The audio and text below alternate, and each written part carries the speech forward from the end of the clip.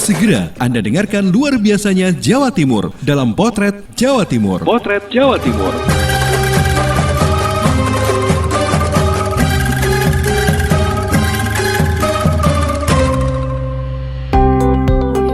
Halo sahabat, Jawa Timur memang luar biasa. Mulai dari tempat wisata, kuliner, event budaya, UMKM, dan masih banyak lagi yang luar biasa dari Jawa Timur. Nah, setiap Sabtu dan Minggu, luar biasanya Jawa Timur akan hadir setiap jam 8 pagi dan 4 sore di program Potret Jawa Timur. Blitar kaya dengan destinasi wisata. Nah, kali ini yang harus dicoba berkunjung ke Taman Idaman Hatiwilingi. Pas untuk berwisata bersama keluarga. Sebuah lokasi ruang terbuka hijau berkonsep hutan kota. Lokasinya 20 km dari kota Blitar. Ninda Livia Persada Blitar yang bercerita untuk kita.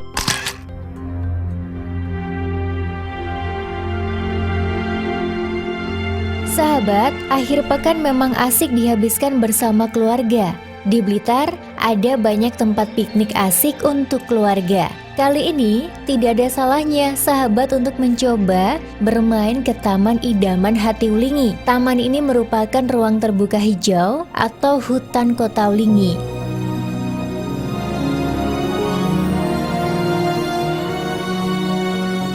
Terletak di Jalan Urip Sumoharjo Lingi, Kabupaten Blitar atau berjarak kurang lebih 20 km dari kota Blitar. Rute menuju taman ini sangat simpel. Dari kota Blitar arahkan perjalanan ke arah timur menuju Lingi atau arah Malang. Sampai di pertigaan Tugu Garuda Lingi belok ke kiri. Taman Idaman Hati terletak di kanan jalan dengan landmarknya yang terlihat sangat jelas. Sesuai fungsinya sebagai ruang terbuka hijau, di taman ini terdapat berbagai jenis tanaman. Kurang lebih terdapat 36 jenis tanaman seperti akasia daun besar, alamanda, beringin, dan masih banyak yang lainnya.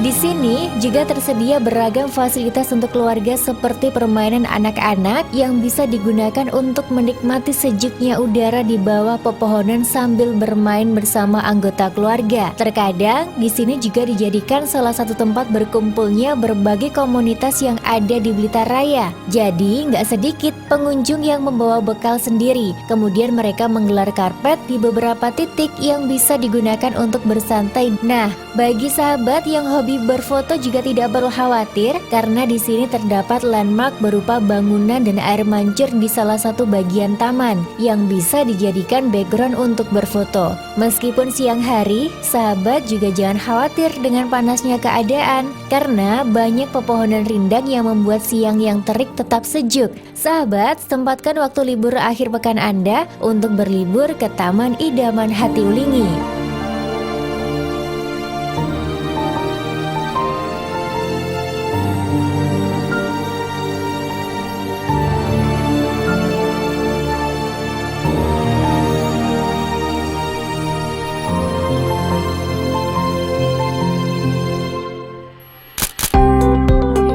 Masih di Blitar, taman di tengah kota memang menjadi tempat yang tidak akan pernah membosankan dan selalu cocok menjadi destinasi favorit. Nah, di kota Blitar ada satu taman kota yang ikonik dan pastinya instagramable. Namanya Taman Kebonrojo. Kali ini kita dengarkan cerita dari Kirana Nisa, Mahardika, Kota Blitar.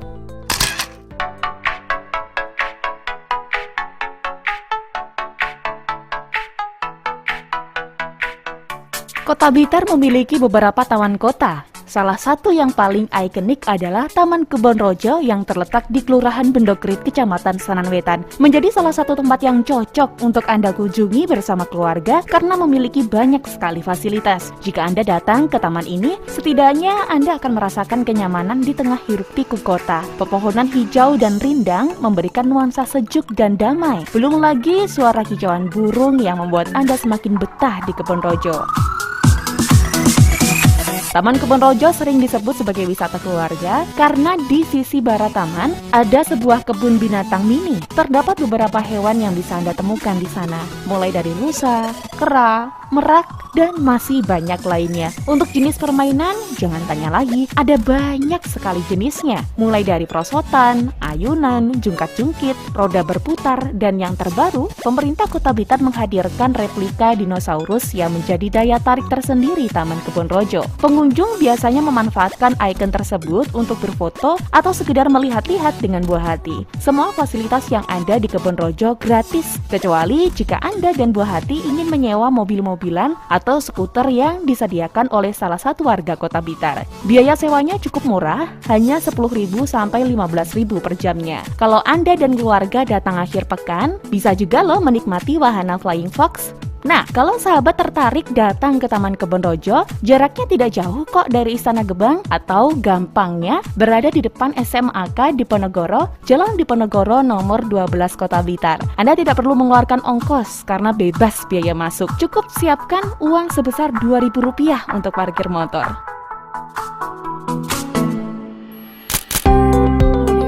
Di kampung bernama Oro-Oro, Desa Sawuhan, Kecamatan Buduran, Kabupaten Sidoarjo, kita bisa melihat belasan ribu gerombolan kambing yang bebas berkeliaran.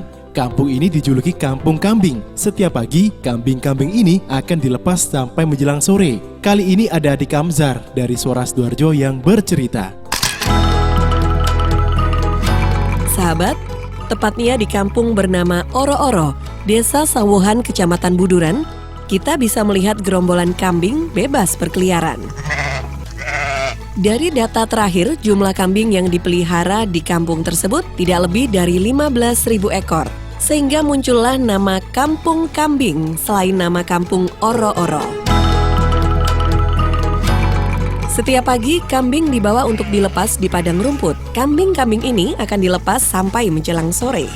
Tetapi ada yang jadi kekhawatiran peternak kalau kambing dilepas di lapangan, seperti tidak sengaja memakan belalang atau serangga, seperti dikatakan An'am, peternak kambing di Oro-Oro.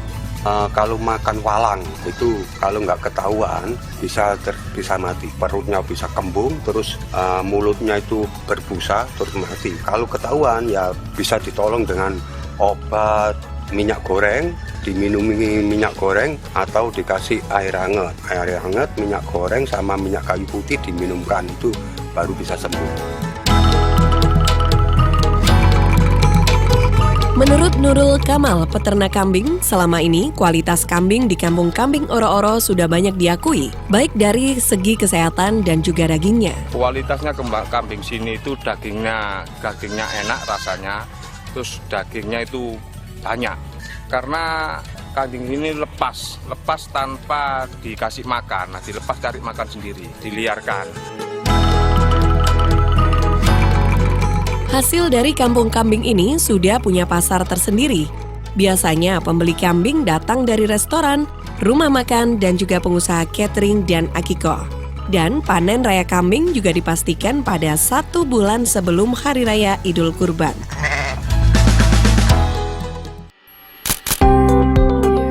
Olahan paru sapi sudah dikenal lama sebagai lauk dengan banyak jenis macamnya. Siapa yang tidak kenal dengan paru goreng, oseng paru, sampai bentuk kering paru? Salah satu kelurahan di Kabupaten Pamekasan punya cara tersendiri untuk mengolah paru sapi menjadi kerupuk paru. Ocha Kalista, Ralita Pamekasan yang berbagi cerita.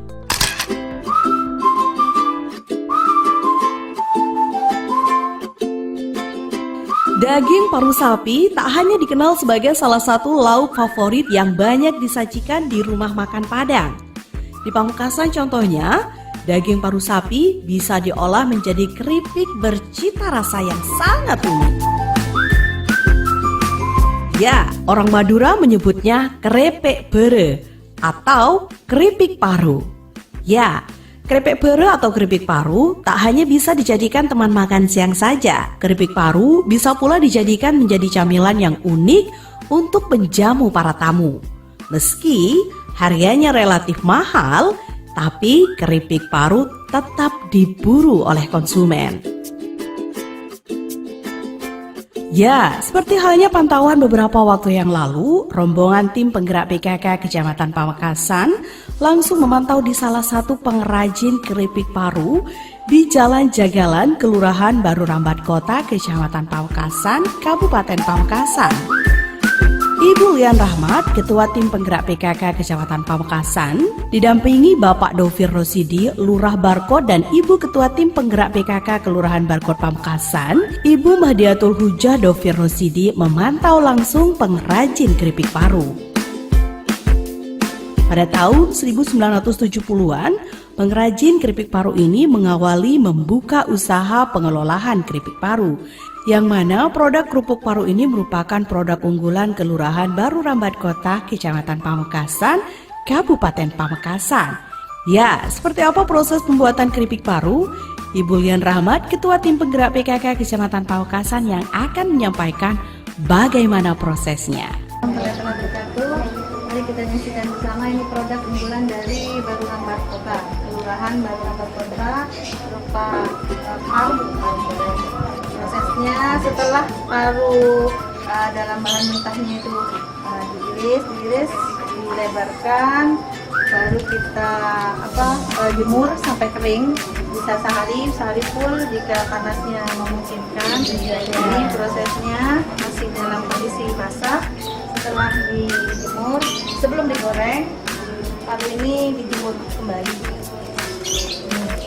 Siapkan goreng. Setelah digoreng, hasilnya seperti ini. Mungkin ada bahan tambahannya ya, kayak tepung ya, tepung. Ya ada bumbunya. Ada bumbunya, tapi kasih bumbu apa rasa yang besar. Ini produk unggulan dari Kelurahan Baru Rambat Kota. Keripik paru. Nah, jika Anda berkunjung ke Pamekasan, jangan lupa untuk menikmati keripik paru khas Pamekasan yang berada di Jalan Jagalan, Kelurahan Baru Rambat Kota Pamekasan, Kecamatan Pamekasan, Kabupaten Pamekasan. Rasanya unik dan gurih yang bikin lidah Anda ketagihan.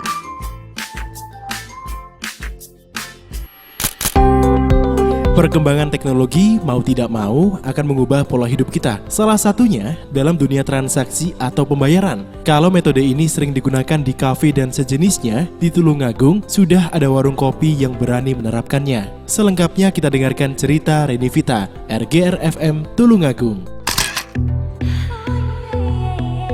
Zaman digital sudah masuk ke dunia bisnis. Tidak hanya bisnis besar omset bermiliaran, tapi bisnis seperti warung kopi sudah melakukan digitalisasi. Kawan, pembayaran dengan sistem digital bukan monopoli transaksi besar atau bisnis yang beromset miliaran. Tapi warung kopi atau sejenis kafe sudah memakai pembayaran digital. Salah satunya warung kopi di Jalan Pangeran Antasari, Tulungagung. Kalau dilihat sekilas seperti warung kopi kebanyakan. Meja, kursi, snack, fasilitas free wifi dan tentunya kopi sebagai menu utama. Tapi pas mau bayar, ada pilihan sistem pembayarannya. Mau digital atau cash. Di warung milik Hendro Purnomo ini menerima pembayaran dengan cara uang digital Octocoin. 1 Octocoin nilainya sama dengan Rp14.000. Caranya gampang, cukup dengan memindai kode dari smartphone saja. Ini adalah salah satu cara Hendro untuk semakin membuat penasaran pengunjung warungnya. Menurut Hendro Purnomo, pemilik warung, awalnya saat dia mempelajari beberapa platform pembayaran digital, untuk menyimpan Octocoin untuk melakukan pembayaran di warung kopi. Jadi nanti hasilnya Octocoin dari pembayaran ini kita akan simpan, siapa tahu nanti tahun depan atau 2 tahun lagi menjadi 1 juta atau 2 juta. Itu keuntungan yang saya targetkan. Cara pembayaran ini sangat menarik dan sangat memudahkan buat pembeli. Cukup dengan 0,2 oktagon sudah bisa menikmati secangkir kopi atau teh. Karena lebih mudah. Kita kalau tidak bawa uang atau uang kita tidak ada yang cash, kita bisa bayar dengan Octocoin dan memudahkan kita untuk transaksi lain-lain.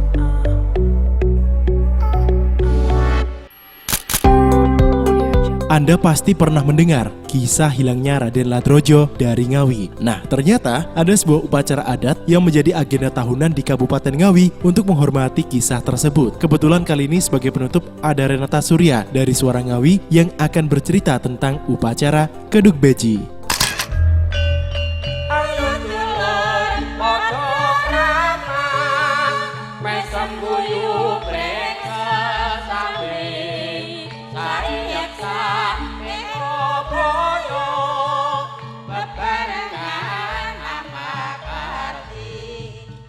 Bagi warga Kabupaten Ngawi, wisata pemandian tahun adalah tempat favorit keluarga untuk berkunjung.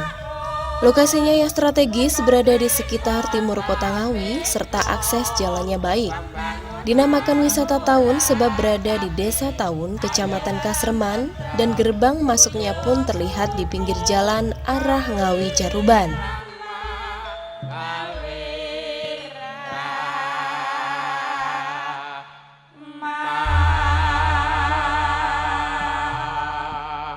Nama tahun menurut informasi dari Mbah Supomo sang juru kunci adalah perpaduan dari dua nama pengembara putra-putri yang kala itu pertama kali menemukan tempat ini dan kemudian bercocok tanam dan berkeluarga hingga memiliki dua putra yaitu Prabu Hastaryo dan Eyang Lodrojoyo.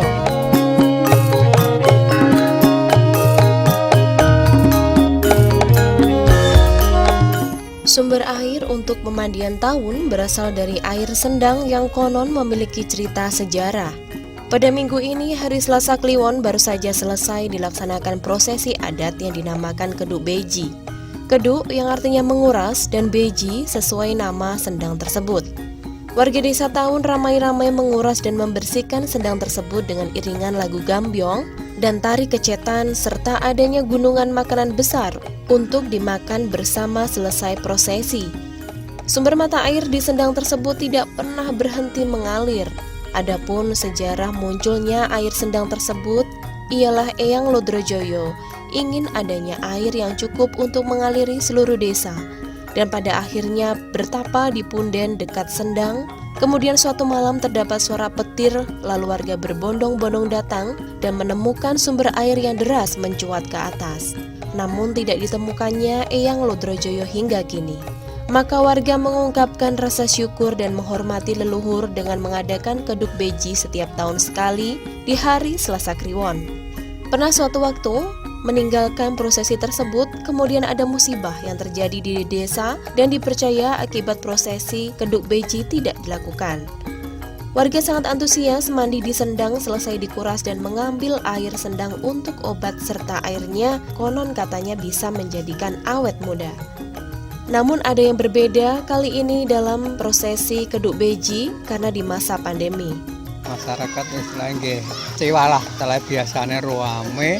Terus ini terbatas, orangnya harus paling sedikit 100 orang. Untuk umum tidak diperbolehkan masuk lah. Yang diperbolehkan hanya tadi di situ itu tadi sama waranggono tadi. Syaratnya tadi ya istilahnya dijogetkan bersama Pak Lurah CS tadi. Silakan datang ke wisata pemandian tahun dan nikmati pemandangan taman yang indah, arena bermain anak, kolam renang dan tentunya lontong pecel khas yang dijual masyarakat Tahun. Bahkan pada Ahad Legi ada pasar jadul di sana dan menjual segala kuliner tradisional dibayar dengan koin dari kayu, sangat menarik tentunya. Saya Renata Surya, Suara Ngawi.